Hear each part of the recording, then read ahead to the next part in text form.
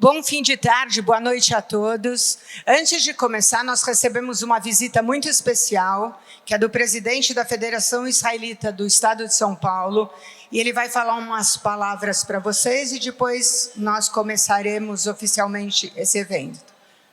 Bem-vindo, Marcos. Obrigado, Denise. Obrigação minha estar aqui. Tá? Quando eu soube desse evento, eu fiz questão. Muito obrigado, muito obrigado. A Miriam sabe que eu sou um fã incondicional do Grupo Elf, da Unibis também, da Sky também, nossos amigos, são amigos do coração. E eu acho que ter alguma manifestação do grupo de mulheres nessa fase específica é extremamente importante. Nós tivemos a semana passada, em que foi uma semana que foi levantada essa questão, né? Onde estão os grupos feministas ao redor de todo o mundo, quando teve aquele sequestro de 200 mulheres pelo Boko Haram? Todo mundo, Hollywood, Estados Unidos inteiro, fizeram campanhas mundo afora para trazer os reféns de volta.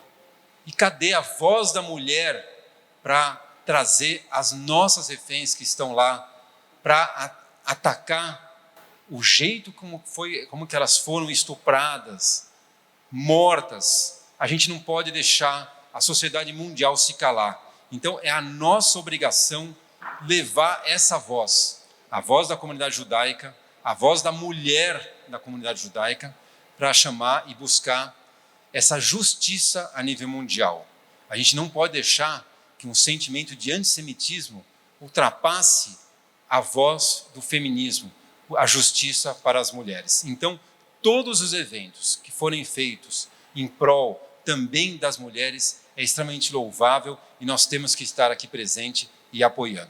E nada mais como um evento como esse, extremamente importante, onde a gente vai ter a Madeleine Lasco, que eu sou um fã incondicional. Parabéns por quem trouxe a Madeleine para fazer essa mediação, todas as mulheres maravilhosas, nossa querida Vera Bobrov, uma inspiração para todas as mulheres e para mim também, como presidente da federação, Denise, Liora, que vai entrar agora nessa jornada, a Miriam, nossa vice-presidente da federação, presidente do Grupo Elf, a Marisa, que é um incansável, e também homenagem a Pilar, que veio para cá para trazer as ideias maravilhosas em relação à questão desse conflito. Então, eu chamo de novo a Denise, muito obrigado pelo convite por estar aqui. É uma honra e uma obrigação nossa estar prestigiando esse evento das mulheres. Obrigado, Denise.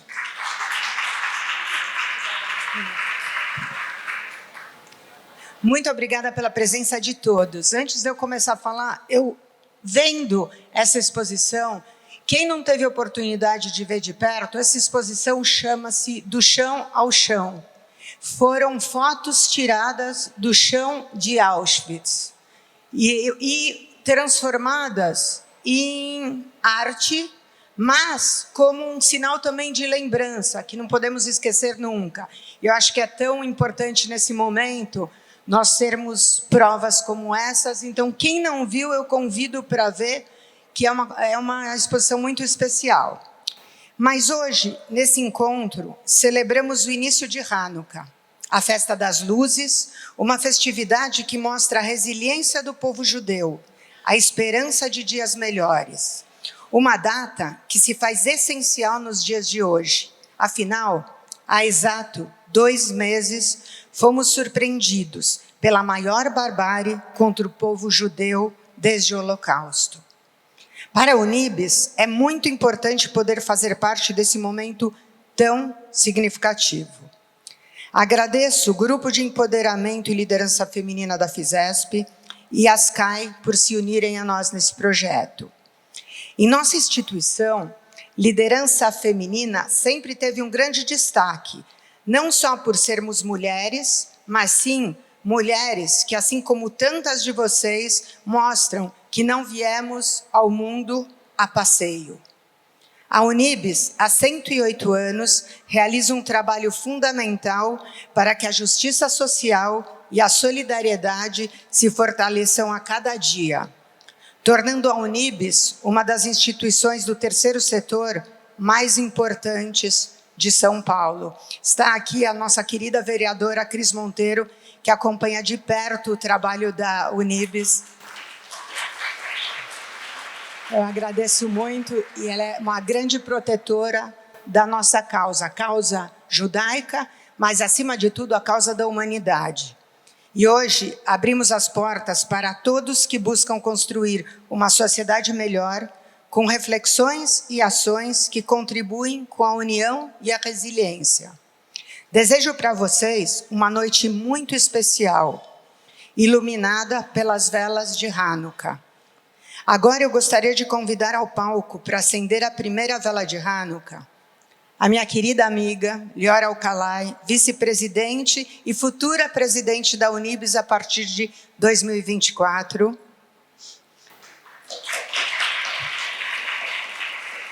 A Miriam Wasserman, amiga querida também, vice-presidente da FISESP e fundadora do ELF. A Sandra Hongenfisch, diretora de Assuntos Externos e Regulatórios da SCAI. A Marisa de Eisenstein, aqui representando o Beit Elohem.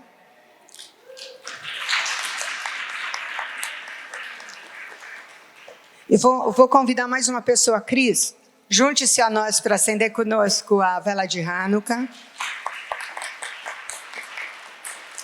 E, com muita honra, eu quero convidar a Pilar Aola, jornalista, escritora, política e voz ativa sobre direitos humanos e das mulheres. Nada mais significativo do que tê-la aqui com a gente hoje. Graças. Vamos acender a vela?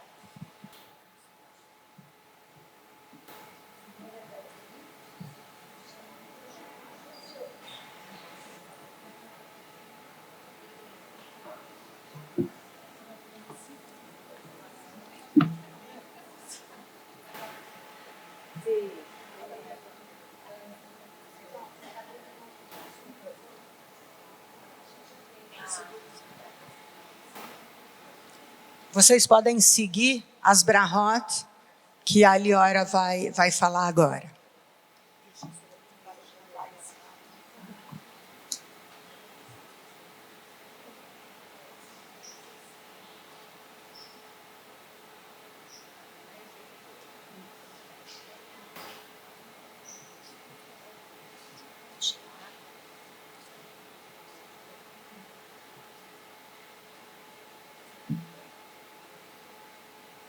Vamos lá.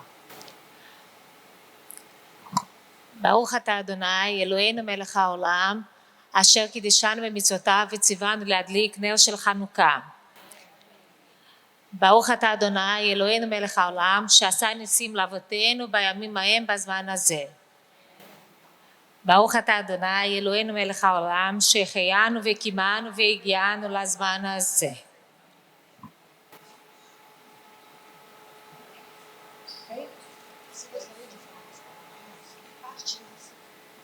Un poquito. De acuerdo. No estaba previsto, pero es la fiesta de la luz y vivimos una época bastante oscura, donde vamos a tener que poner mucha luz para recuperar los valores, el sentido común, la defensa de lo que es fundamental de nuestra forma de vivir, de nuestra sociedad, para luchar contra el antisemitismo que está creciendo, para defender a Israel en su derecho a existir y a existir en seguridad, para que vuelvan las personas secuestradas, para que pueda haber paz en esa zona del mundo y para que finalmente se acabe el odio a los judíos. Mucha luz, mucha Hanukkah en tiempos oscuros.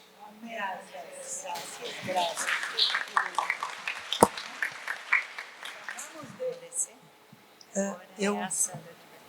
Agora eu vou passar o microfone para a Sandra, que vai falar um pouquinho com vocês. Deixa eu achar aqui.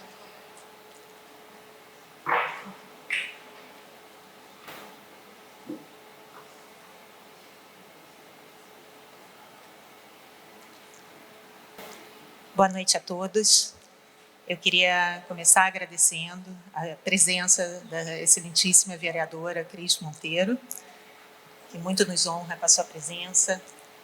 Agradecer também a presença da jornalista Pilar Raola, de quem eu agora sou fã declarada. E agradecer Liora e a Denise pelas parcerias que a gente conseguiu ao longo desse ano desenvolver, super bonitas e proveitosas. Espero que a gente continue no próximo ano. E, além disso, eu gostaria de agradecer também a Marilis, a Ana Beatriz, Madeleine, por estarem com a gente aqui nesse projeto e trazerem as suas visões do mundo para iluminar um pouquinho esse momento, né, tão sofrido de dor. Eu queria começar falando que estar aqui representando a Sky é um motivo de honra, em especial porque a Sky tem um compromisso com os temas relacionados à diversidade, às questões de gênero. O Grupo ERTEM aderiu aos princípios da ONU, relacionados a empoderamento das mulheres, e a Vrio é a controladora da Sky no Brasil e da DirecTV na América Latina. Ela atingiu uma marca de 40% de mulheres em posição de liderança, sendo que a sua CEO é uma mulher, Mariana Goldberg. A Sky, por sua vez, foi reconhecida também como uma das melhores empresas para pessoas LGBTQIA+. Portanto, a realização desse evento aqui, quando a gente conta, né, exatos 60 dias após o ataque terrorista do Hamas a Israel, é para nós imprescindível. Essa discussão é importante e precisa ser feita. E a data não poderia ser mais significativa. Hoje acendemos a primeira vela de Hanukkah, a festa da luz, dos milagres, da resiliência judaica. Nada mais simbólico do que estarmos hoje reunidos para falar sobre a violência contra a mulher e a brutalidade cometida contra as mulheres israelenses, ao mesmo tempo em que emanamos as nossas luzes. A corrente positiva do milagre das luzes. Há 60 dias, vivenciamos as várias fases do luto. Primeiro a negação, o choque, a incredulidade diante das imagens que circularam o mundo em tempo real. Quem consegue esquecer a imagem da Naamá Levi, retirada pelos cabelos da traseira de um carro com as calças ensanguentadas? E a DJ israelo-alemã Shani Luke na caçamba de um carro. Noah Argani, levado em uma moto entre dois homens. Depois do choque inicial, vem a fase da raiva. Afinal, essas pessoas estavam comemorando com alegria, estavam divergindo boas energias. E boa parte das pessoas que foram afetadas eram ativistas pela paz entre palestinos e israelenses. Buscamos agora, com esse evento, encontrar a fase da superação, manifestando nossa solidariedade às mulheres israelenses.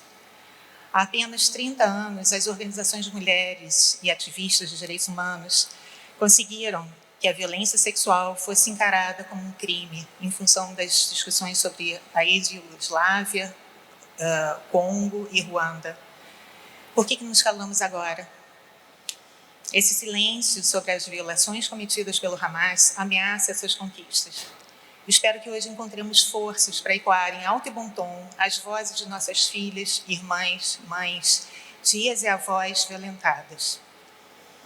É tempo de acabar com o silêncio. Precisamos manifestar juntos, independente de raça, cor, religião, gênero, ideologia ou nacionalidade, nossa solidariedade às mulheres israelenses. É hora de romper o silêncio e gritar unidos em uma só voz. Não ao uso do corpo da mulher como campo de batalha. Mulheres israelenses, vocês não são sós. Libertem nossos reféns. E com essas palavras eu concluo e gostaria de chamar a querida Miriam Wasserman aqui para subir ao palco.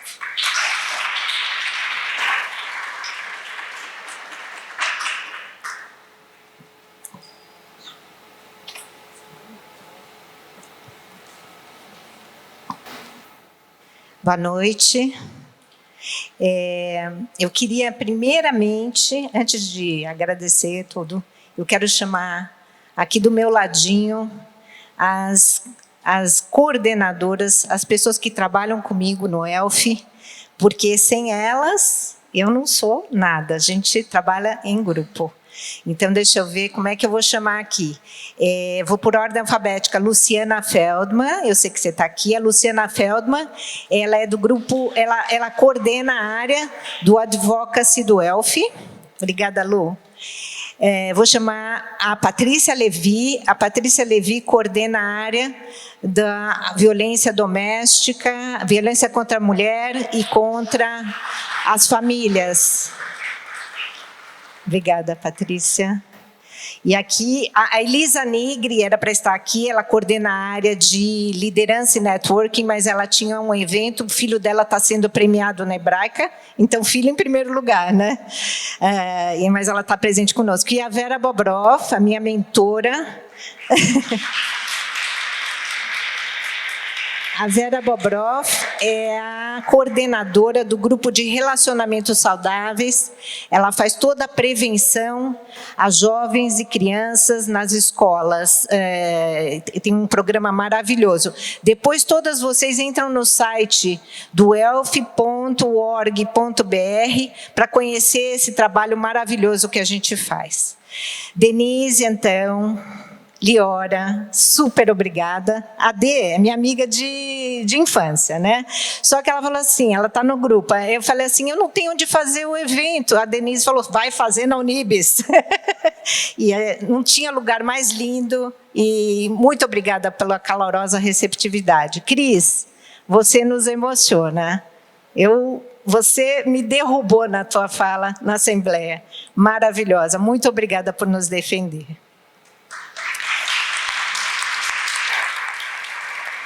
O meu chefão, meu presidente, Marcos Knobel, além de lindo, ele é uma figura linda, né? Vocês não acham? E ele com a mulher dele é o casal mais lindo que eu conheço.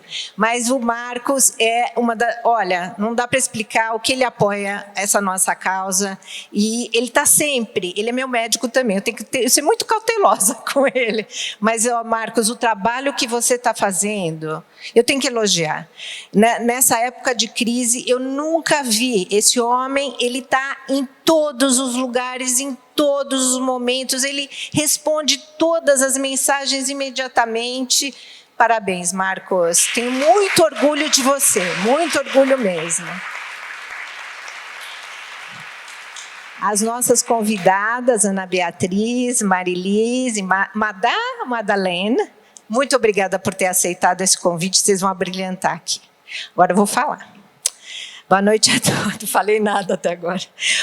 O mundo não quer falar sobre as atrocidades cometidas pelo Hamas contra as mulheres israelenses. Me pergunto como chegamos a esse ponto, mas hoje vamos falar sobre isso e muito mais. Eu vi os terroristas estuprando-a e depois passando-a para os outros. Ela estava viva quando foi violentada. Estava no chão e sangrando muito.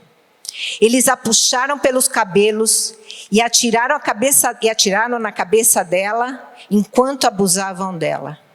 Depois cortaram seus seios e ficaram brincando com eles. Esse relato de cena de filme de horror, infelizmente aconteceu na vida real. E foi reportado por uma testemunha à polícia de Israel, que presenciou as atrocidades cometidas por integrantes do grupo terrorista Hamas contra uma jovem durante o massacre do dia 7 de outubro em Israel, quando mais de 1.200 pessoas foram mortas, 240 foram sequestradas e levadas como reféns, entre elas bebês, crianças, mulheres e idosos. Cada um dos muitos testemunhos ultrajantes como esses foram comprovados por investigação da polícia científica. A perícia chegou a encontrar 51 tipos de DNA em uma única mulher morta pelo Hamas. As muitas pelvis quebradas evidenciam que, de forma clara, a violência de gênero praticada pelo grupo, feita de forma premeditada e com requinte de crueldade, e confirmam que os terroristas usaram estupro como arma de guerra. Como se o estupro pudesse ser justificado em algum contexto. Naquela manhã, as redes sociais e a mídia foram inundadas por cenas violentas desse atentado. A imagem daquela menina nua jogada em uma caçamba, que posteriormente descobriu-se estar morta, se converteu no ícone dessa violência contra as meninas e mulheres, enquanto a grande maioria das organizações feministas, ativistas e celebridades permanecem em silêncio. Estamos diante de um dos maiores ataques terroristas da história do moderno Estado de Israel, com proporções em número de mortos e feridos muito maior que os atentados de 11 de setembro. A principal diferença entre dois eventos reside no claro planejamento e execução, calma, da violência de gênero durante todo aquele sábado sangrento. Foi necessária uma pressão gigantesca por parte das organizações feministas judaicas para que a ONU se manifestasse. Uma resposta tímida que tardou 50 dias para chegar. 50 dias! Entre os cerca de 140 reféns que ainda estão sob o poder do Hamas na faixa de Gaza, há dezenas de mulheres cujo choro está sendo abafado pelo mundo. Nem ao menos sabemos onde estão, nem o que está acontecendo com elas. O silêncio seletivo de vozes importantes na luta pelos direitos dessas mulheres e meninas é inaceitável e nos fere. E vou além. O mundo cobra provas do que elas viram e sofreram, como se as imagens desses atos, os corpos violados e as almas ainda mais profundamente feridas precisassem de evidências. Isoladas, porém unidas, mulheres judias, israelenses e da diáspora se viram obrigadas a criar movimentos próprios na tentativa de cobrar uma reação da sociedade mundial, como o Me Too Unless You Are a Jew e o Believe Israeli Women. Como mulher brasileira, judia, ativista e como fundadora do Grupo de Empoderamento e Liderança Feminina da Federação Israelita do Estado de São Paulo, que tem como missão, através de valores judaicos, reforçar a voz e o direito da mulher em todas as práticas sociais, políticas e culturais na comunidade judaica e na comunidade maior, desejo que esse encontro una as nossas vozes para que sejam ouvidas e ecoadas. Hoje, no acendimento da primeira vela de Hanukkah, a festa das luzes, viemos iluminar esse escuro e dizer não ao silêncio ensurdecedor das organizações feministas e de direitos humanos, não à desumanização, não às mentiras contadas, não à indiferença, não à falsa sororidade, não à contextualização de contextos inquestionáveis. Nossa luta é hoje um imperativo moral. Temos o compromisso de enaltecer a dignidade de todas as vítimas dessa barbárie e não pretendemos nos calar. Que sejamos uma luz no caminho da humanidade pela paz. Am Israel Chai. Muito obrigada.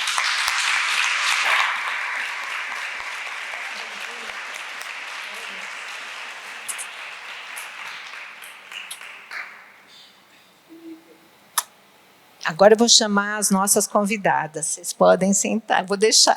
Elas me acham brava. Eu sou brava.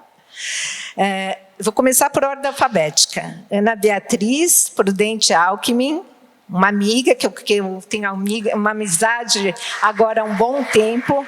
Ana Beatriz é pedagoga e ativista comunitária, aluna do programa Corporate Culture Business English 2024, da State University of New York, fundadora do ZERA, Projeto Judaico Educacional Socioambiental, presidente da Fraternidade Judaica de Alunas da USP, que tem como intuito observar os obstáculos para o desenvolvimento de talentos judaicos. Escreve textos sobre questões judaicas, climáticas e economia criativa. Por favor, Ana Beatriz.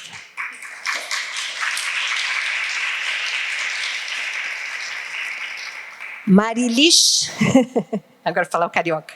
Marilis Pereira Jorge. Prazer em te conhecer hoje. A Marilis, maior orgulho, Marilis, você foi a primeira a falar. Você foi uma das primeiras. Jornalista, roteirista, formada em jornalismo pela Universidade Estadual de Ponta Grossa, pós-graduada em Relações Internacionais e Nutrição. Foi repórter de revistas como Veja, Marie Claire, VIP, editora e roteirista do programa Encontro com Fátima Bernardes e Fantástico na Rede Globo. Trabalhou na Folha de São Paulo, foi editora da revista da Folha, atualmente escreve uma coluna para o site da Folha de São Paulo. Prazer ter você conosco. Madalene Laxo, nossa primeira mestre cerimônia do Mulheres de Ação. Exato. Escritora, jornalista e youtuber brasileira, é jornalista na Gazeta do Povo, foi jornalista na Rádio Jovem Pan, como colunista no Brasil Post, apresentadora da TV Antagonista. Já trabalhou no Supremo Tribunal Federal e como assessora parlamentar na Assembleia Legislativa de São Paulo.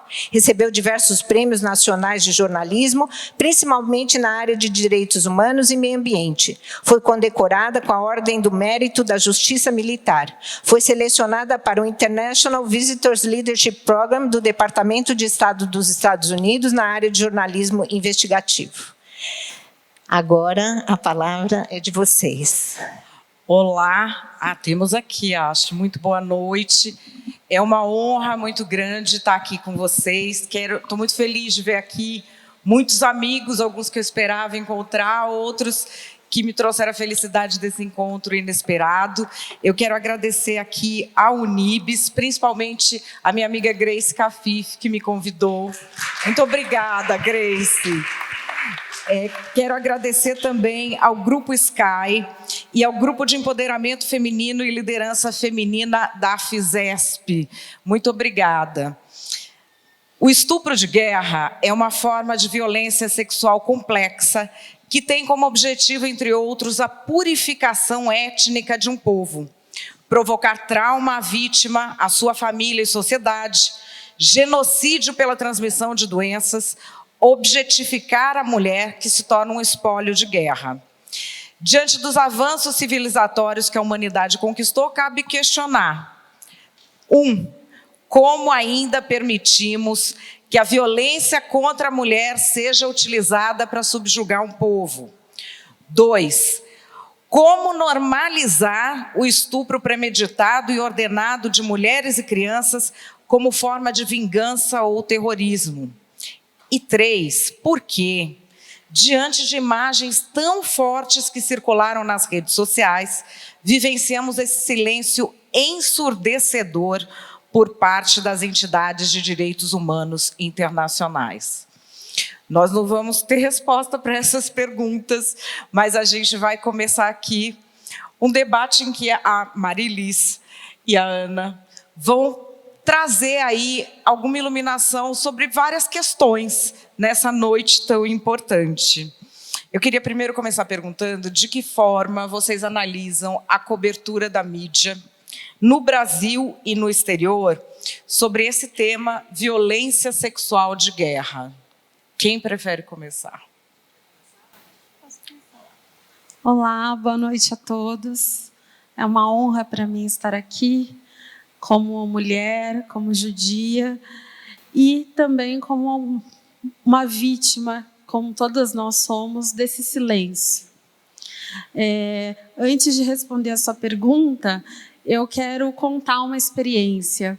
Eu sou da Universidade de São Paulo, onde eu presido uma fraternidade de alunos judeus, e em muitas das rodas feministas da universidade, quando eu tentava pautar os crimes sexuais do massacre do dia 7, as pessoas diziam: isso não é verdade. Essas imagens foram montadas, porque se fosse verdade, a ONU Mulher já teria se manifestado. O silêncio das entidades internacionais em relação ao que aconteceu com as nossas irmãs judias israelenses, e tinham mulheres não judias, mas israelenses também, vitimadas, fez com que as pessoas tivessem dúvidas. O silêncio foi criminoso a partir do momento que induziu as pessoas ao erro. E eu vejo essa cobertura da imprensa nacional e internacional muito falha conosco. Desde o início da guerra, logo que começaram a divulgar o ataque do dia 7, eu fiquei atenta. Eu parei a minha vida para ler os jornais, para ouvir, e a cobertura realmente não fez justiça ao horror. E há uma narrativa que a gente precisa realmente desconstruir, que é como se o que tivesse ocorrido no dia 7 tivesse sido algo menor, que o problema é só o que veio depois, não é? Não diminuindo os problemas que ocorreram depois. Como humanista, como defensora dos direitos humanos, eu aprendi, inclusive dentro da sinagoga, que a vida de todos tem valor. Eu nunca ouvi ninguém me falar, olha, a vida israelense vale mais que a vida palestina. Eu nunca ouvi isso. Então, definitivamente, isso não é ensinado para a gente. Mas, para muitos jornalistas e veículos, o problema das mortes começa com a resposta de Israel, e não com o que veio antes.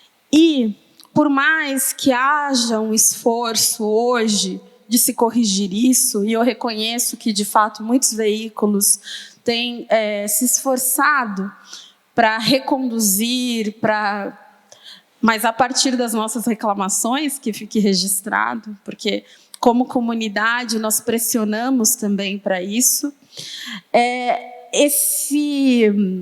essa falta de sensibilidade com as vítimas do dia 7 teve consequências, que foi a desumanização do povo judeu. É como se nós não tivéssemos tido o direito de chorar pelos nossos mortos.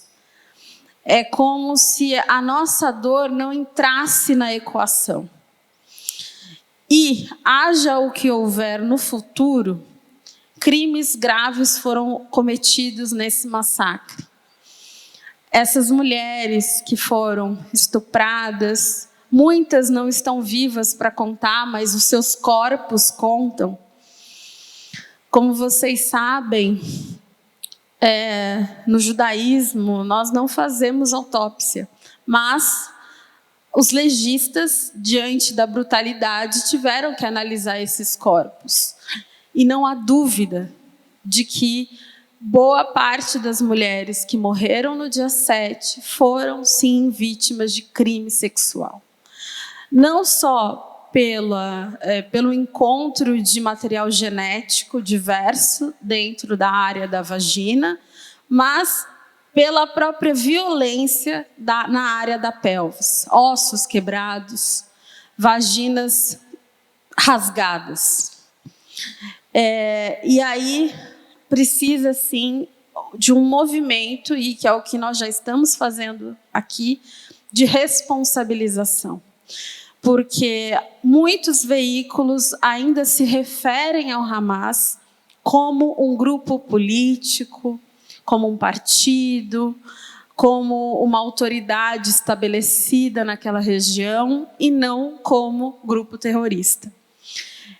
E para fechar e passar a palavra para minha colega, eu acho que é importante que fique muito claro para a imprensa brasileira e internacional que o Hamas domina aquela região. Portanto, toda a informação que sai daquela região sai a partir desse controle de informação. Então, eu vejo muitas vezes a Globo News falando o Ministério da Saúde de Gaza. O Ministério da Saúde de Gaza hoje é o Hamas. Então, até que ponto as informações que vêm desse grupo terrorista são confiáveis? Então, nós estamos lidando com uma guerra onde os números também ainda não estão claros para nós.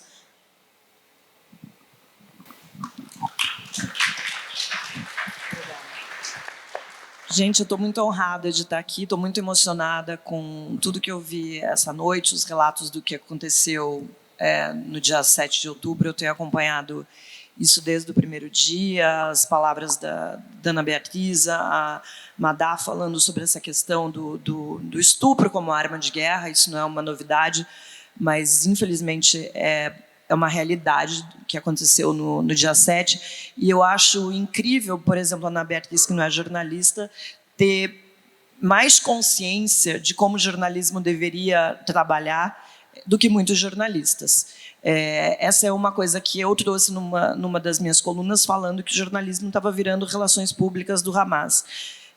Porque não se pode receber uma informação de um Ministério da Saúde de Gaza como se fosse realmente um órgão de um governo estabelecido e não um órgão de uma organização terrorista, e simplesmente passar a divulgar esses dados como absoluta verdade. É isso que a gente tem visto. Mas eu quero voltar no que você perguntou sobre essa cobertura sobre os crimes sexuais.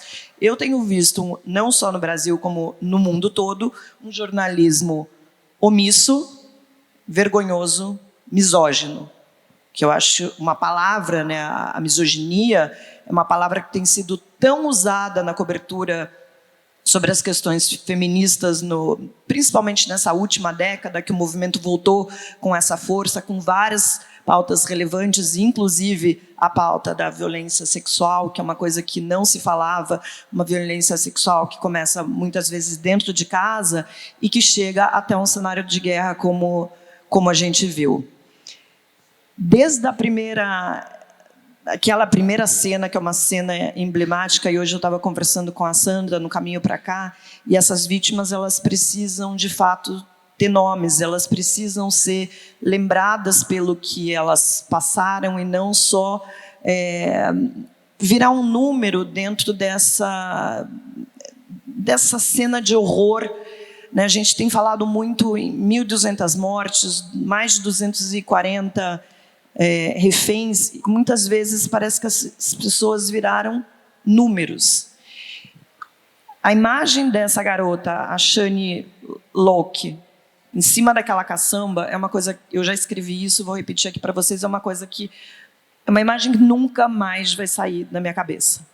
E eu acho que essa imagem deveria ter sido o suficiente para que a imprensa acordasse, entendesse que estava acontecendo um absurdo, como muitas vezes a gente não viu no mundo. A gente falou, alguém comentou aqui antes, a questão do Boko Haram, a própria mudança que aconteceu no Afeganistão com o Talibã tomando o país e tirando vários direitos conquistados daquelas mulheres, a imprensa levantando bandeira, falando sobre esse assunto, e de repente a gente tem uma imagem que é uma imagem chocante, nua e crua, de uma violência que não resta dúvidas que era uma violência sexual, e ainda assim parece que a propaganda terrorista está vencendo essa narrativa.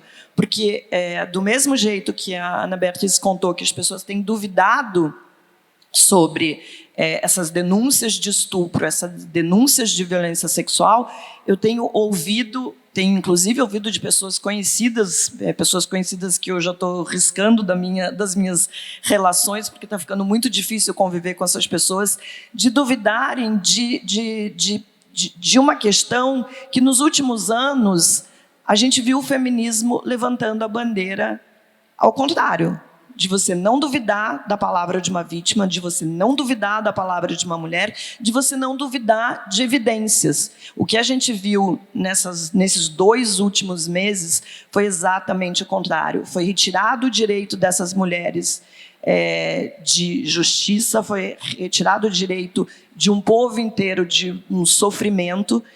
A gente vê judeus de todas as nacionalidades sendo questionado sobre as informações que estão chegando. Então, eu como jornalista, eu fico muito envergonhada de ver como essa cobertura está sendo feita aqui fora, e tenho tentado dar a minha contribuição para que essas notícias não sejam soterradas por essa propaganda terrorista. Queria perguntar agora para vocês como é se posicionar publicamente sobre isso. Vocês duas trabalham em meios em que, majoritariamente, a questão do uso da violência sexual como arma de guerra em Israel não está sendo abordada. Ou até há uma dúvida de, mas não tem prova que houve estupro. Você trabalha no meio universitário, você, como eu, trabalho no meio jornalístico. Vocês se posicionaram. Com esse posicionamento, eu queria que vocês contassem qual é essa experiência, como foi essa experiência de se posicionar e de colocar fatos. O que houve na reação das pessoas, tanto de bom quanto de ruim. Bom, eu lidero um projeto que é o Zera, né, que ele atua dentro das universidades, levando palestras e cursos com perspectivas judaicas. E aí tenho, sim, essa experiência de tentar conversar com as pessoas sobre o ocorrido. Veja bem, de uma forma geral, existe um ouvido aberto, mas as pessoas realmente não acreditam. Por isso que eu digo que o silêncio de entidades internacionais que têm esse poder de voz absoluto, porque dificilmente um estudante universitário questiona a ONU. Dificilmente um jovem questiona essas organizações tão poderosas. E quando essas organizações não pautam a violência sexual que foi cometida no dia 7, lembrando que a ONU se posicionou recentemente, a ONU Mulher, mas demorou muito, esse silêncio gera a dúvida. É por isso que eu considero esse silêncio muito perigoso. Porque não é só, eles não querem falar agora. Não, tem consequências no próprio processo de educação e conscientização sobre o ocorrido. Eu também escrevo, eu sou cronista, ensaísta na Fórum, e falei um pouco sobre a minha experiência comunitária com a guerra. Né? E esse artigo que eu escrevi, eu tive também muito retorno das pessoas, porque a maior parte dos meus leitores não são judeus. Né?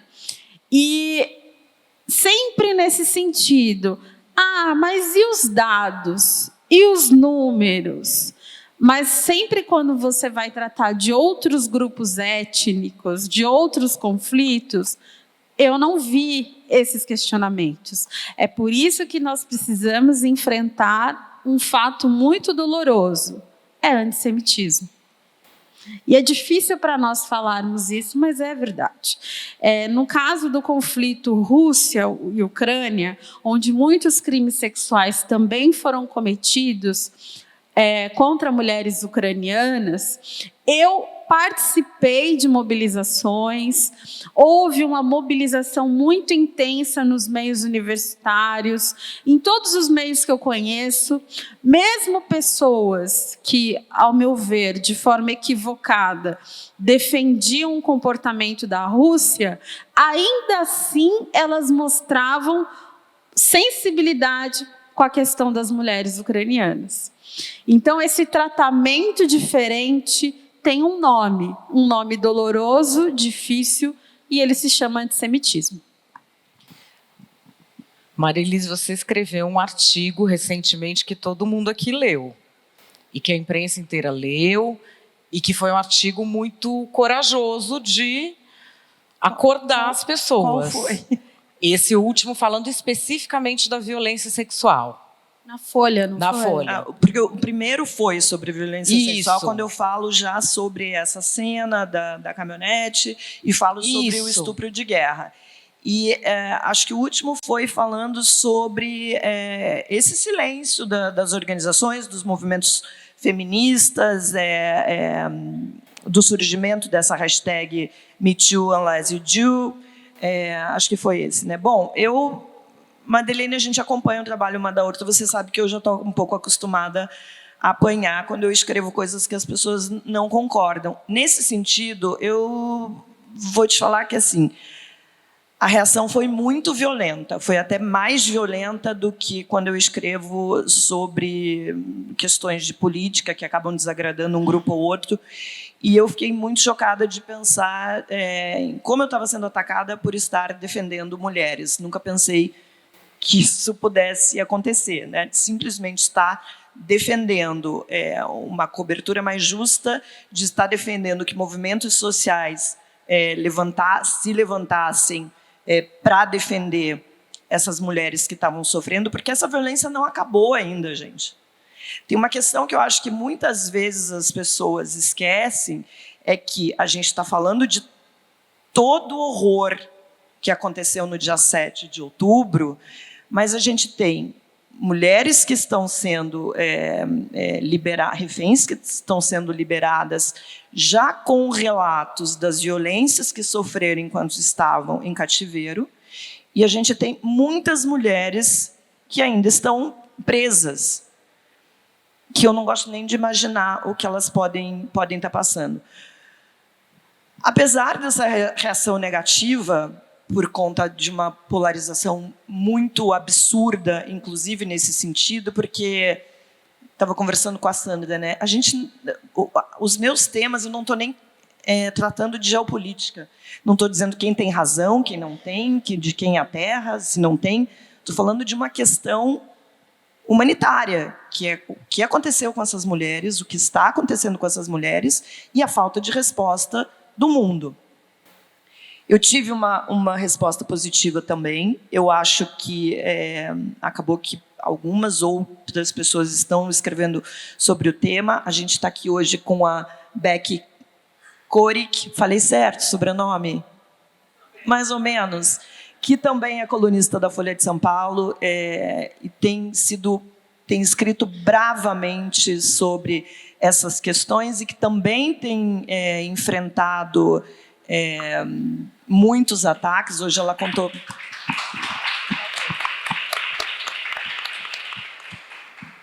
Hoje a Becky, a gente estava conversando ali, falando, a gente tem que parar de ler comentário, porque é também uma violência que a gente acaba sofrendo por falar o óbvio. Porque eu não acho que o que eu falei, não acho que o que a Ana Beatriz fala, o que a Becky escreve, não é nada extraordinário. A gente está falando de questões óbvias, que é a defesa da mulher contra a violência, contra o estupro como arma de guerra. Eu vivi para ver as pessoas defendendo estupro como resistência.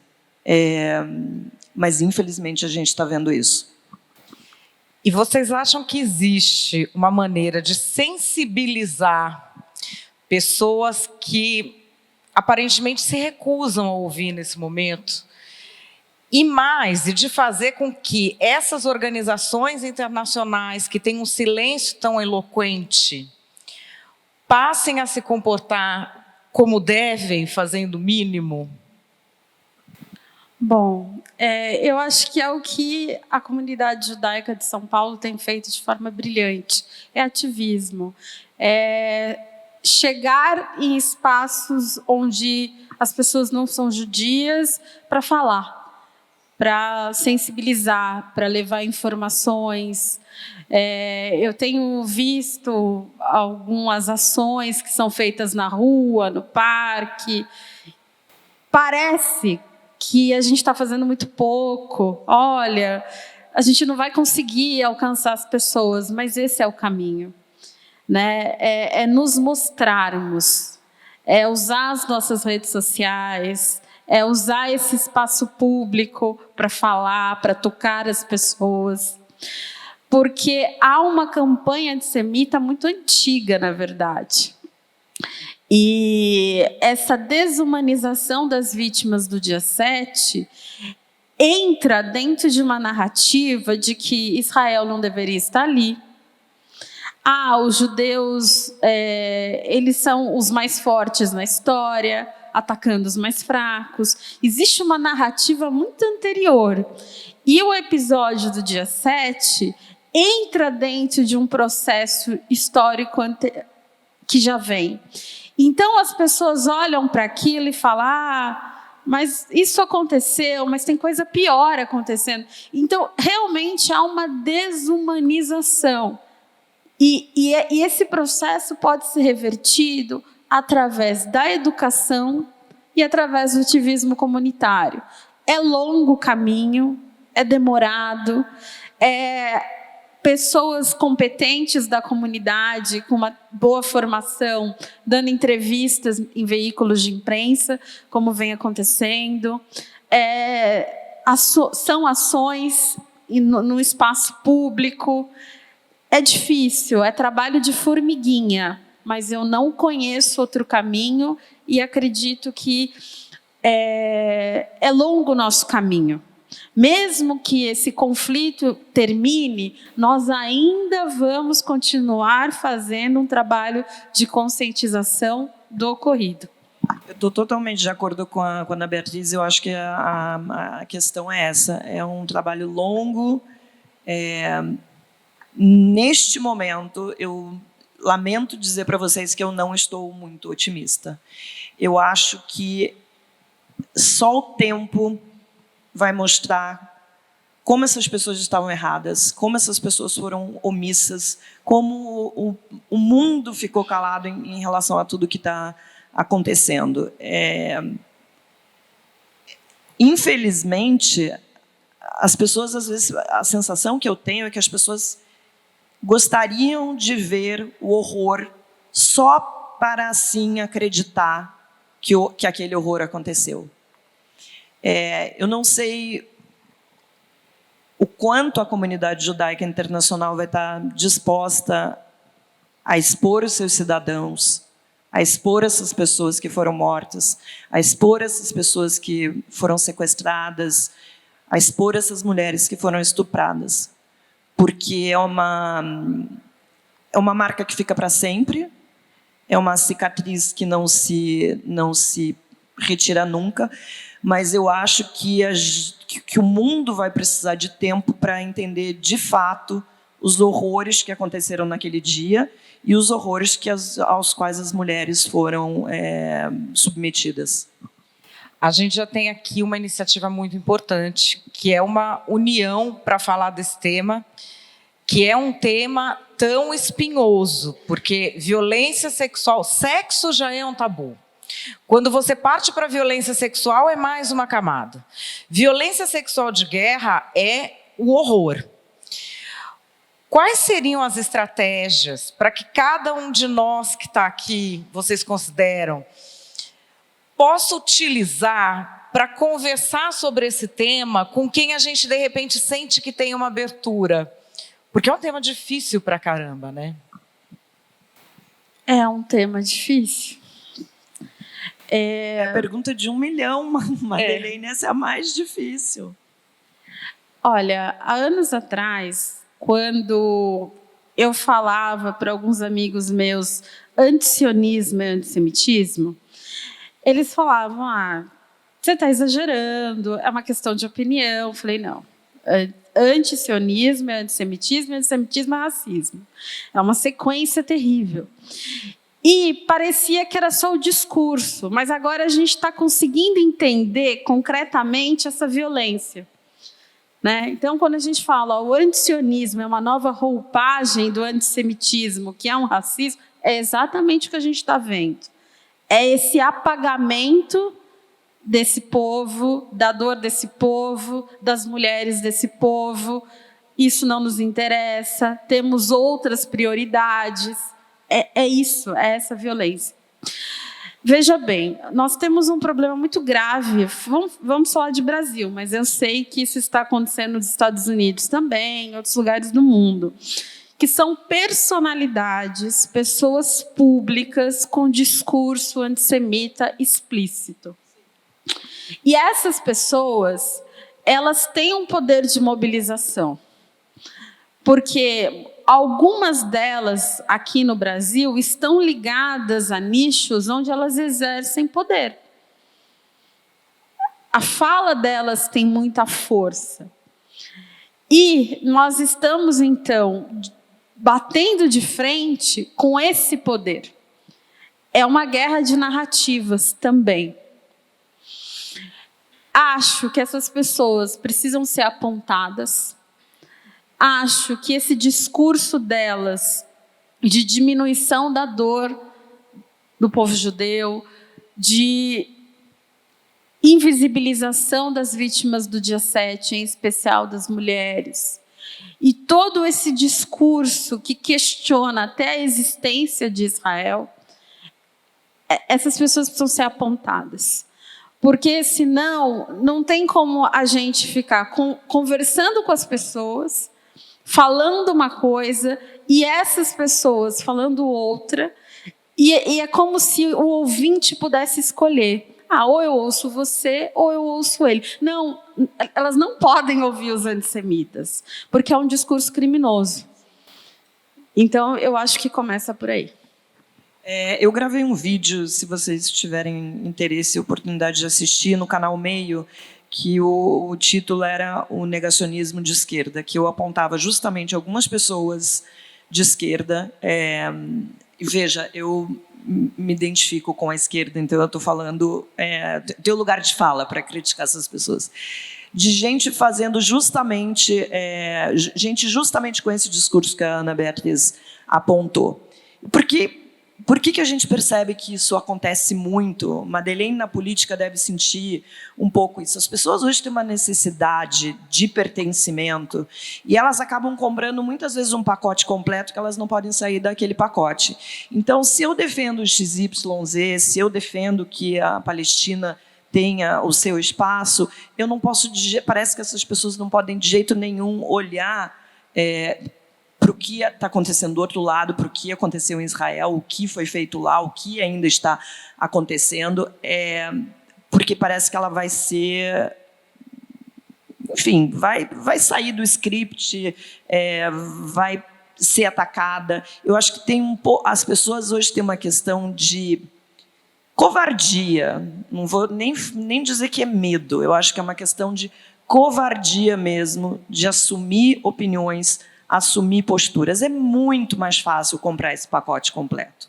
Ficar ali naquele lado, pregando para convertido, falando o que as pessoas querem ouvir, sem provocar, sem trazer uma informação, sem provocar uma reflexão. Porque eu acho que é o mínimo que que todo mundo poderia fazer e deveria fazer diante do que está acontecendo lá.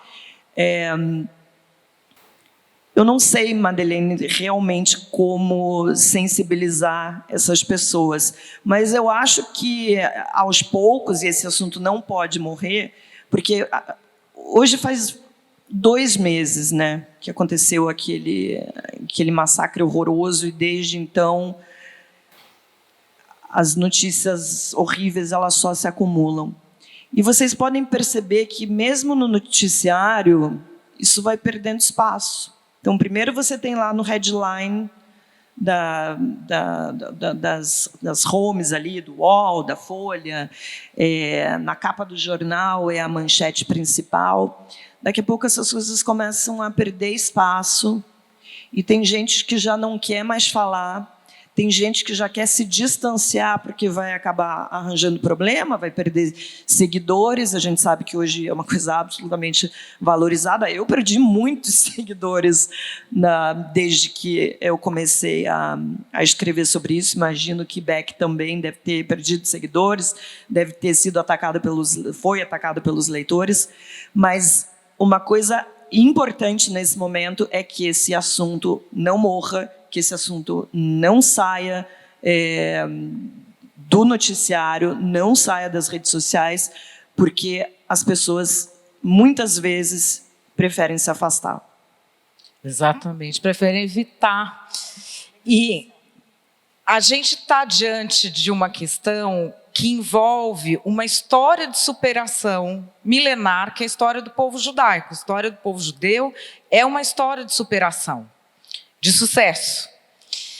E, ao mesmo tempo, quando a gente fala em violência sexual e violência sexual como arma de guerra, nós falamos também de mulheres que a gente reza para que tenham essa história de superação, e a gente conhece muitas que têm. De que maneira que esse debate pode ser encaminhado para inspirar mulheres que precisam superar, para a gente acolher melhor essas mulheres que estão aí em toda a sociedade? Eu acredito muito em contar histórias. Eu acho que nada mais inspirador do que ouvir, né? Felizmente, nós temos uma comunidade judaica internacional muito organizada e a história desses sobreviventes precisa ser contada. Essas pessoas que estão saindo do cativeiro com as suas histórias. Então, a gente precisa potencializar, né? Muito do trabalho de conscientização que nós conseguimos fazer em relação ao Holocausto foi muito contando histórias, transformando em livros, em filmes. As pessoas precisam ser sensibilizadas. Então, eu acredito que começa, então, uma nova fase. A gente espera, com a libertação de todos os reféns, saindo dessa etapa, estrategicamente, a gente precisa começar outra, que é contar histórias, dar visibilidade para essas narrativas, porque as pessoas elas acabam se identificando, e isso ultrapassa a barreira da cor, da religião e até da ideologia política. Então, é um trabalho estratégico que as lideranças comunitárias vão ter um papel importante de como fazer essa história circular, o audiovisual, esses roteiros precisam ser construídos, documentários. Agora a gente começa um processo estratégico. Olha, esse é um dos grandes desafios, porque o que a gente vê na sociedade, não só no Brasil, mas no mundo todo, é muitas vezes a mulher que é estuprada ainda ser culpabilizada. Então, estava usando a saia curta, bebeu demais, a gente vê isso em inúmeras situações, né? Lembrando, todos vocês devem ter se lembrado do episódio da menina que foi deixada por um motorista de Uber, de madrugada na frente de casa, e um homem a carregou por 3 quilômetros e passou algumas horas a estuprando. E os comentários, quando você vai ler sobre uma história dessa, é basicamente isso: por que bebeu tanto, quem mandou estar bêbada, por que a mulher acaba virando a culpada do seu próprio estupro. A gente está vendo, de uma certa forma, a mesma coisa acontecer no caso do 7 de outubro. Infelizmente, a gente vai ver muitas pessoas justificando o que eu falei anteriormente, esses estupros, como uma questão de resistência. Então, eu concordo com a Ana Beatriz, essas histórias precisam ser contadas e essas mulheres precisam ter o lugar que elas têm, que é o lugar de vítima. A gente está aqui se encaminhando para o final para abrir para perguntas e respostas de vocês. Essa é a primeira noite do Hanukkah. Vamos falar também da questão de luzes. No começo, quando eu vi comentários muito assustadores 2 meses atrás, e acho que todo mundo ficou em choque. Mas agora a gente já está vendo uma reação que começa. Existe uma reação. A gente está aqui, é uma reação com relação à violência contra a mulher. A violência contra a mulher, a gente não precisa ir longe, 20 anos atrás, coisas que hoje são claramente uma violência, não eram. Não eram. A gente está evoluindo. E às vezes a gente perde o pé diante do horror que é esfregado na nossa cara. E por isso eu queria saber de vocês duas, cada uma com a sua experiência, nessa festa das luzes. O que para você é uma luz que pode guiar a gente num enfrentamento melhor, numa união maior, para combater a violência contra a mulher? Olha, esse é o primeiro Hanukkah meu, assim, fora de casa, né? Eu gosto de estar em casa num momento como esse, ou na sinagoga, dependendo do contexto, mas eu achei que era importante estar aqui. Vocês formam uma luz. Miriam Wasserman é uma luz. Knobel é uma luz. E pessoas que se dedicam o seu tempo no combate a esse horror ocupam um lugar de luz, não é? Porque não é fácil. Vocês não têm noção de quantos amigos eu perdi, de quantos espaços. Eu não vou dizer que eu fui excluída desses espaços, porque não é fácil me excluir. Eu sou uma pessoa muito marcante. Mas, assim, sabe quando você sente que a tua presença já não é mais a mesma? Então, tudo funciona para você desistir. Tudo funciona para você não trazer essa pauta. E da onde você vai tirar força para continuar falando sobre isso? É do espaço comunitário. São das nossas lideranças comunitárias, são de amigas novas que eu vou descobrindo, como vocês, pessoas que eu já conheço. É isso. Olha, eu vejo essa luz num entendimento melhor do que é o feminismo por todos. O feminismo não deveria estar só numa parte do espectro político. O feminismo não deveria ser de uma ideologia de direita ou de esquerda. O feminismo precisa ser uma ideologia própria, que é a união das mulheres, é a luta das mulheres por igualdade. E eu acho que isso já está acontecendo. Vou falar rapidamente aqui. Eu mesma, há pouco mais de 10 anos, não me posicionava como feminista, porque eu achava que eu não precisava. Eu tive uma educação feminista, numa família cheia de mulheres empoderadas, e eu fui entendendo, na verdade, que eu levantar a bandeira do feminismo não era sobre mim, não era sobre o que eu precisava conquistar para a minha vida, era, na verdade, conquistar para todos, porque a luta do feminismo é uma luta coletiva, e eu faço críticas a grupos feministas que são têm pautas muito estreitas, restritas, porque eu brinco que o feminismo não é um clube da Luluzinha que você escolhe de quem você quer ser amiga e vai lutar por essas amigas e as outras que se danem. O feminismo é você lutar por direitos, inclusive, para mulheres de quem você não gosta. Porque a gente não precisa gostar de todo mundo, né? Isso vale independentemente de gênero. Então, eu vejo essa luz, Madá. Eu acho que as pessoas estão tendo um entendimento maior, não sei quanto tempo ainda vai demorar, mas que é uma luta de igualdade para todo mundo, não só para aquela mulher, para aquela coleguinha que a gente gosta. E isso tem a ver com o que a gente está falando, que é isso, a gente tem que lutar pelas mulheres lá do Afeganistão, as que estão na guerra na Rússia, as mulheres judias, as palestinas, que estão sofrendo, sim, com essa guerra, mas já vinham sofrendo muito sob o domínio do Hamas desde 2006, quando elas vão perdendo direitos, vão sendo subjugadas. É uma região que tem um número absurdo de casamentos infantis, onde o testemunho de uma mulher vale muito menos do que um homem.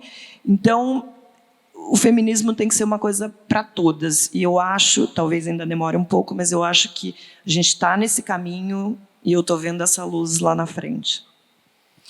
Bom, pessoal, quem tiver perguntas, a gente já tem aqui um microfone à disposição, só levantar a mão que a gente leva. Boa tarde. A minha pergunta é: se nós sabemos que Israel é um país democrático, que respeita os movimentos LGBT, que cuida das mulheres que tenham exatamente as mesmas condições de trabalho que os homens, o que faz que o discurso do Hamas pegue tanto entre os jovens, pegue tanto nas universidades, com pessoas que teoricamente têm boa formação? Eu não consigo entender o que faz esse discurso colar ao ponto de a gente ver pessoas descolando folhetos nas ruas. O que faz por onde esse discurso cola? Bom, eu vou falar no que diz respeito à universidade, né? Veja bem, como eu disse, esse episódio do dia 7 essa desumanização das vítimas israelenses, vem dentro de uma narrativa que já vem sendo construída há muito tempo. Há um discurso antissemita de que um lado é bom, o outro é ruim. Há um discurso antissemita que questiona essa democracia israelense.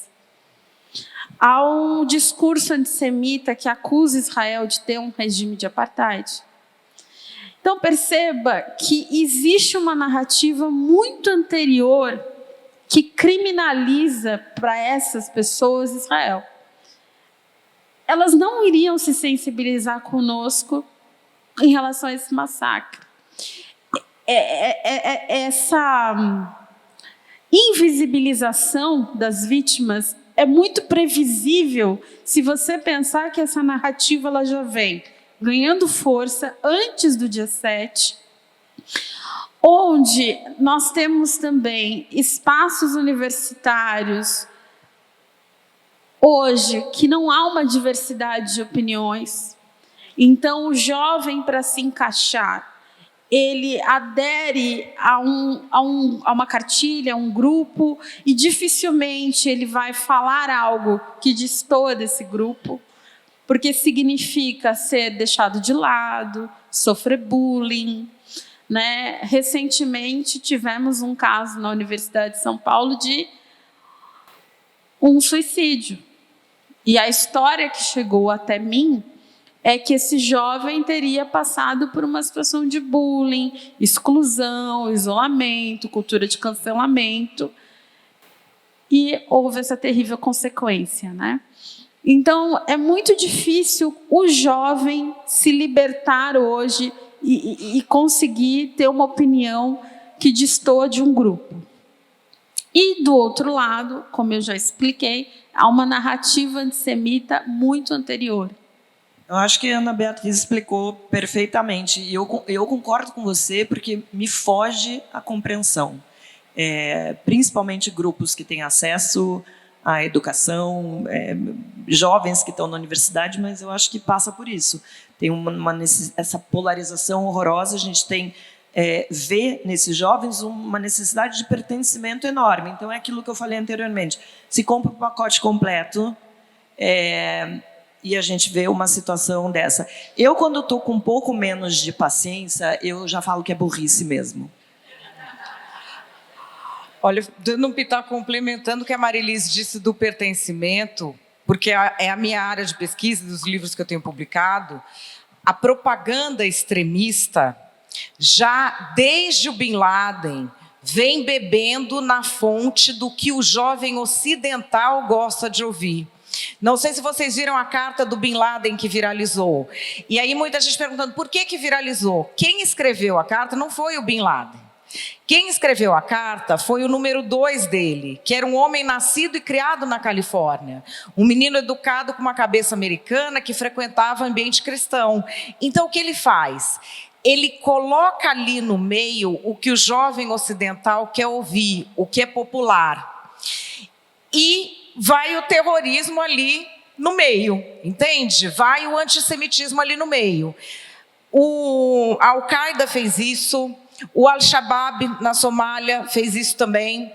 O Estado Islâmico foi mais bem sucedido porque o propagandista deles era chamado de Goebbels do Daesh. É um rapper, que morreu no ataque, um rapper alemão, negro, chamado Diesel Dog. Ele que, vamos dizer, reinaugurou a era dos vídeos de decapitação. Eles eram num ângulo que parecia videoclipe, para não te chocar, para você não humanizar quem você estava vendo, e ele te convencer com o discurso anti-imperialista. Então, nós temos um complemento de fenômenos em que o terrorismo entendeu muito bem o funcionamento da sociedade ocidental e está fazendo a sua propaganda, e está altamente financiado. Primeiro, parabéns por estar aqui. Eu acho que vocês são 3 mulheres muito representativas. A Marilise é minha ídola. Ela tem uma super coragem, ela se posiciona de um jeito muito claro, de verdade, assim, falo de coração, vim aqui também muito por causa dela, mas eu estou muito surpresa de ouvir vocês também, conhecia já a Madalene. O que eu queria falar é que a gente cada dia se surpreende mais com o que a gente vê. Então, quando aconteceu no dia fatídico do massacre, durante 2 dias o pessoal estava, nossa, poxa, israelenses, coitados. Só 2 dias. A gente viu muita sensibilização. Meus amigos que não são judeus, enfim, estavam, poxa, você tem parente e tal. E foram sumindo. Aos poucos eles foram sumindo, a gente defende a causa deles, mas eles foram esquecendo. Muita gente que é gay também, que eu tinha defendia e sumiu, as pessoas vão evaporando. E é justamente o que vocês falaram, eu acho que o silêncio, o vazio, faz com que os outros preencham esse vazio com o que eles quiserem. Agora, o que eu acho assim, eu fiquei surpresa ontem com aquele trio maravilha, Harvard, MIT e Penn, depende do contexto. Então, eu acho que assim, a gente fala de feminismo depende do contexto. A gente luta pelo feminismo de todas as mulheres, mas quando tem a mulher judia, é outra história. Se retiram, é isso. E é um seletivo, é um feminismo seletivo, que exclui realmente é uma coisa cruel. E feminismo, se não fala por todas, não fala por nenhuma. Não existe feminismo que fala só por umas. E o que eu queria falar, indo na pergunta dela, por que a esquerda, entre aspas, que eu também acho que eu gosto de muitas das ideias, mas por que assim, acho que é uma ignorância, uma falta de conhecimento, porque eles colocam a crença e depois os fatos, né? Primeiro eles querem. E por que a esquerda está tão aliada, acredita tanto na outra narrativa? Porque Israel nasceu da esquerda. Por que Israel é considerado direita? Porque o Bibi, enfim, mas é muito maior do que o Bibi, tudo isso que está acontecendo. E esse antissemitismo sempre existiu, e as pessoas não têm vergonha agora de declarar antissemitismo. Eles estão legitimando, estão tendo coragem de falar o quão já eram antissemitas, né? Então, me prolonguei, desculpa, mas é desabafo um pouco, mas é uma pergunta específica, por que a esquerda está comprando o que o Hamas está vendendo? Eu acho que se vende o discurso somos os mais fracos, e a esquerda resolveu que vai resolver todos os problemas das minorias.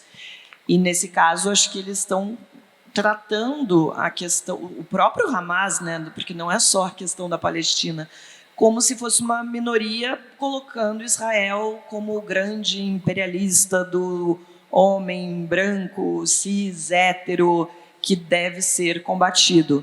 Eu só consigo ver essa explicação, sabe? Você compra esse pacote completo, então você separa dessa forma. Israel é o grande vilão e a Palestina, mas no caso a gente está falando de Israel, e eu não consigo, me foge ao entendimento que não se consiga fazer uma distinção, porque eu vejo muita gente às vezes falando, não, mas eu não estou defendendo o Hamas, eu estou defendendo a Palestina. Desculpa, neste momento, com esta guerra acontecendo desse jeito, do jeito que as coisas estão sendo feitas, com esses reféns que estão lá, a gente não sabe quantos vão voltar ainda ou não, defender os métodos do Hamas. Então, defender o Hamas.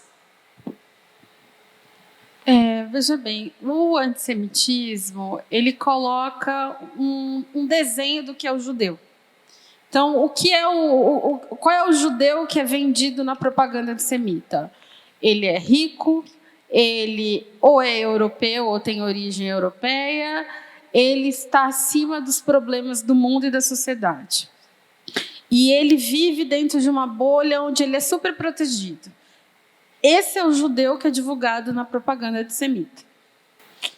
E essa figura, ela é uma figura, essa figura inventada, ela não tem lugar no campo progressista. Então, todo o discurso, toda essa ala progressista, que aqui a gente chama de esquerda, ela olha para esse cara e fala, você não nos pertence. Os seus problemas não são meus. Né? Por isso que eu falo, o antissemitismo é um processo de desumanização do judeu. A gente sabe que nem todo judeu é rico, a gente sabe que nem todo judeu é branco, a gente sabe que nem todo judeu tem origem europeia, inclusive. Então, existe um mito que foi construído, né? Por isso que é tão importante as entidades judaicas que fazem esse trabalho de esclarecimento, de combate, de divulgação de informações reais sobre a história do povo judeu, né? Não, eu queria só fazer uma colocação que eu ouvi da Pilar Raola numa fala que ela fez. Eu acho que faltou um pouco colocar isso num contexto, talvez vocês falaram, mas eu acho que tem essa questão geopolítica importante a ser falada.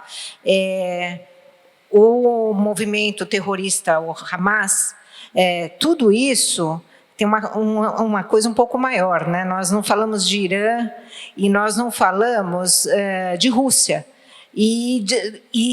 da etapa que estava para acontecer o acordo com a Arábia Saudita. Então, eu acho assim, nesse sentido, eles ganharam a guerra. Infelizmente, para mim é muito difícil falar isso, mas eles desmantelaram. Então, existe uma coisa um pouco maior, né? Nós estamos falando muito Hamas. O Hamas é um instrumento, né? Eles sempre foram um instrumento. Então, eu acho que seria interessante também a gente colocar, além desse discurso antissemita, tudo isso que a gente está falando, a pauta é feminista, mas da gente não esquecer o lado maior e aonde está, né? A gente vai entender um pouco mais as esquerdas, os movimentos mais de esquerda, extrema esquerda e direitas. E outra coisa que eu também acho que é importante falar, o woke, né? Isso atrapalhou o mundo, para mim, pelo menos, sabe? Eu acho que assim, a gente traz, a coisa ficou muito extrema. A gente tem que falar de desigualdade, a gente tem que falar de racismo, a gente tem que falar de mulher, mas tudo virou assim uma coisa maluca, politicamente incorreto. Eu não consigo falar mais nada, tudo é politicamente incorreto. E essa garotada tá infectada por isso, infectada. Aquilo que você falou de burrice, desculpa, não estou fazendo pergunta, estou fazendo um statement aqui, mas é isso, eu também fico assim, é burrice mesmo, não leem, eles não leem nada, ninguém estuda nada, ninguém só vê é tudo mídia social lá, a manchete. Ninguém se aprofunda, ninguém lê um livro. E isso nos Ivy Leagues igual, na MIT, tudo. Quer dizer, eu acho que é tudo por aí. Desculpa, falei demais. Você está trazendo uma questão que já tem em vários livros. Eu não sei se vocês conhecem, ou são fãs do Jonathan Haidt, que é um psicólogo social. No livro dele, The Coddling of the American Mind, ele traz isso falando que essa história de você definir quem é oprimido e quem é opressor por categorias imaginárias traria antissemitismo. Você tem vários outros trabalhos mostrando isso, porque como a categoria é imaginária, e eu não estou aqui nem falando da imagem antissemita do povo judeu. O povo judeu é um povo que superou tribulações ao longo de milênios, então ele é forte, opressor, compreende? Ele dizia isso. No meu livro que eu publiquei no começo do ano, Cancelando o Cancelamento, eu trago um capítulo inteiro falando disso e trazendo casos reais que já estavam acontecendo no Brasil. Tiago Leifert, toda vez que se metia em alguma coisa, vinha um monte de gente falando, pois é, judeu, né? Jew being Jew, coisas assim, e que passaram despercebidas.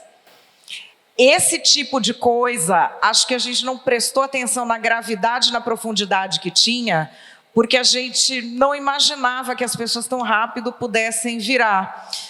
Fico alerta que agora, qualquer coisa, a gente tem de falar, opa, esse comportamento eu não aceito, né?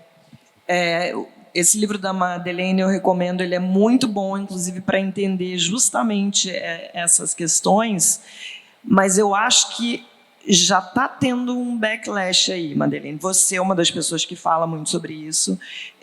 Eu mesmo, que levanto a bandeira do feminismo, estou sempre ali botando o dedo no nariz do feminismo, e é necessário, porque a gente acabou... Esses que se dizem oprimidos, na verdade, estão oprimindo as pessoas, né? E a gente tem várias questões aí. Você perde... debate fica pobre, né? Então, você tem um empobrecimento do debate. Liberdade de expressão, esquece, né? Porque as pessoas... Tem gente que acha que pode dizer o que pode e o que não pode ser dito. Para mim é a lei, mas tem gente que acha que está nesse nível da lei. Então, mas eu acho que o livro dela explica exatamente isso que a gente está vivendo. Só para complementar, eu acho que o exemplo que você trouxe do Thiago Leifert é ótimo para explicar o que eu estava tentando explicar. Né? É como se o Thiago fosse desumanizado. Ele é rico, ele é judeu, ele é branco, ele não sei qual é a origem da família dele, mas, enfim, no imaginário das pessoas, é um rapaz de origem europeia. Então, essa pessoa ela é privilegiada demais. Então, a gente não precisa se compadecer da dor dessa pessoa. Entende? Então, existe um mecanismo do antissemitismo que cria esse boneco, essa persona desse judeu, e vai tirando qualquer capacidade que as pessoas vão tendo de estender a mão e de olhar para ele e demonstrar qualquer solidariedade com esse judeu. Entende? E isso não há. Vou usar uma analogia de uma outra situação do feminismo. São as feministas liberais. Elas foram praticamente expulsas do movimento feminista. É como se o feminismo liberal hoje fosse um movimento à parte, né? Porque dentro de uma mentalidade de uma maioria, o feminismo ele tem que estar associado a uma esquerda, a um marxismo, a uma ideologia que a gente chama aqui de esquerda. Então, que lugar que essa feminista liberal vai ter dentro desse movimento? Ela não existe. Né? Então, eu sou uma pessoa que eu acho que é importante esses movimentos identitários.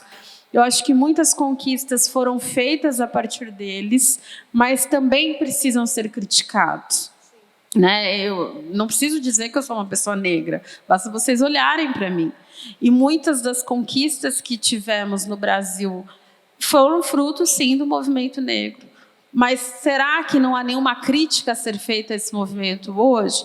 Será que não há nenhuma crítica a ser feita ao movimento feminista? E eu não estou falando mal de nenhum dos movimentos. Eu só digo que precisa existir espaço para crítica. Precisa existir espaço para que se melhore. Porque tudo pode melhorar. Né? Eu queria, mais que tudo... aproveitando a fala de vocês sobre o que a gente pode fazer para trazer luz, quebrar essa bolha, né, de ostracismo com relação às questões que a gente está aqui discutindo e fazer uma referência muito específica à FISESC, ao trabalho que eles estão fazendo com o grupo de empoderamento e liderança feminino. Essa pauta é muito importante dentro da comunidade e nunca antes foi tão necessário o trabalho delas. Elas têm feito um trabalho muito importante de conscientização, de manifestação, produzindo material super relevante. E eu agradeço pessoalmente, em nome da Sky também, ao trabalho que elas vêm fazendo. E eu acho que elas têm uma missão super importante, super difícil, que é quebrar essa bolha, falar para fora da comunidade. Como é que a gente faz aquelas manifestações que foram feitas, né, com a moça representando lá o rapaz do Hamas lá carregando a moça? Desculpa, gente, eu fico emocionada quando eu falo. Mas como é que a gente faz esse tipo de manifestação, entrar nas universidades, ir para as pautas de jornal? Eu estava falando aqui com a Andréia, minha amiga, que a gente teve essa questão do MIT, Penn, a CPI no Congresso americano. Alguém leu alguma coisa no jornal? Eu me informei por rede social. Alguém viu alguma manifestação em jornal? Quer dizer, o trabalho das meninas do ELF, das mulheres do ELF, é cada vez mais importante. E a gente tem que apoiá-las para que elas também consigam levar esse trabalho adiante para fora. E eu acho assim, a minha questão fundamental, isso leva tempo, a gente não está com muito. Mas assim, se cada uma de nós conseguir abrir um espaço para que elas possam manifestar, fazer o trabalho que elas estão produzindo, né, tenha reverberação fora da nossa comunidade, né, isso faz toda a diferença. Chega uma hora que você não pode fingir que não está ouvindo, gente. Então, queria agradecer a vocês, maravilhosas também, pelo trabalho, pelas palavras, né, por compartilhar essa visão com a gente. Obrigada. Agora é os agradecimentos, né? Queria agradecer a todas que vieram. Eu achei assim um programa de altíssimo nível. Vocês realmente abrilhantaram. Quem está aqui pode levar para casa. E eu acho que bacana que isso aqui está sendo filmado. E hoje na comunidade, eu queria contar que hoje na comunidade está tendo uma concorrência enorme de eventos. Todas as sinagogas estão fazendo evento, tudo. Então, nós estamos preocupados, porque... E as famílias também costumam acender a vela com as suas famílias. Então, era um dia complicado para a gente atrair o público. Eu estou encantada. Eu não sei, eu estou saindo encantada. Espero que vocês todas. E isso que vocês trouxeram para cá, eu gostaria que fosse... levado para frente, está sendo tudo vai estar, e a gente para poder compartilhar para mais e mais e mais pessoas. E quando nós precisarmos de vocês, nós vamos buzinar. Vou querer o WhatsApp de todas aqui, porque eu vou precisar, vou precisar. Muito obrigada por tudo. Queria agradecer ao Nibis e queria que você falasse umas palavras. Não, boa noite, eu só queria agradecer a todo mundo também, realmente foi uma noite incrível, acho que vocês tiveram o prazer de ouvir uma discussão aqui de altíssimo nível, então eu queria agradecer vocês, em nome da Unibis, em nome do Elf, em nome da Sky, e agradecer essa maravilhosa parceria, que vocês possam voltar a essa casa muitas vezes com esse conteúdo maravilhoso e outros que eu tenho certeza que a gente vai poder trazer. Eu só me lembrei de mais uma coisinha que eu tenho que lembrar hoje. No domingo, esse domingo, vai haver a marcha das mulheres. Quem sempre organiza isso é a marcha, né, contra a violência doméstica, a Luísa Trajano, que costuma fazer. E nós vamos ter uma ala só de mulheres judias, que está sendo organizado pelo Grupo LEM, pela Luciana. Ela estava aqui, ela já saiu, mas vai ser às 9h, na Paulista 24. Nós vamos todas de camisa branca, vai ter um sticker, mexeu com uma mulher judia, mexeu com todas, e no Rio de Janeiro, né, também vai haver a marcha no Rio de Janeiro. Você quer falar? Porque é legal todas estarmos nessas ações para fora da comunidade. Obrigada, Miriam. Esse é o tipo de oportunidade que a gente tem de fazer a representação dessas mulheres judias israelenses fora da nossa comunidade. Então, a gente está numa entidade, que é o Grupo Mulheres Brasil, super importante, com uma representatividade importante, e eles terem acolhido a gente, eu só conheço, para mim, esse é a primeira entidade que abriu esse espaço. Então, acho que a gente precisa ocupar esse espaço, a gente tem que ir lá em massa, mulheres, homens, crianças, todo mundo, participar para fazer essa voz aparecer, né? Ser divulgada. E no Rio, quem estiver lá, vai ser no Aterro do Flamengo, no Monumento aos Pracinhas.